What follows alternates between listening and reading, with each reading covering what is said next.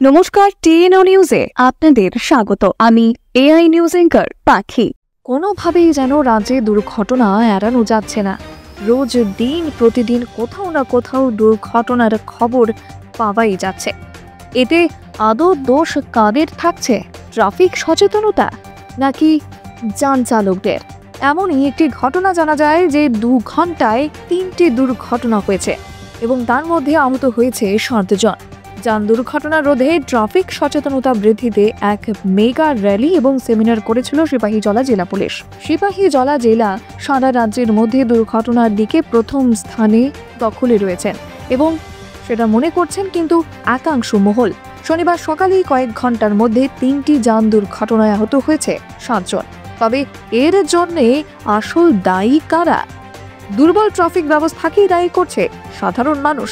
তবে হ্যাঁ, ট্রাফিক পুলিশকে দায়ী করলেও তার মধ্যেও কিন্তু যান চালকদের কোনো রকমভাবেই যে কোনো দোষ থাকছে না সেটাও কিন্তু একেবারেই বলা যায় না। তবে হ্যাঁ, ট্রাফিক ব্যবস্থাকে দায়ী করেই কিন্তু সাধারণ মানুষেরা এই অভিযোগটি করছেন। এখনকার মতো সংবাদ এ পর্যন্তই। পরবর্তী নিউজ ও আপডেটস দেখার জন্য অবশ্যই চোখ রাখুন টিএনও নিউজের পর্দায়।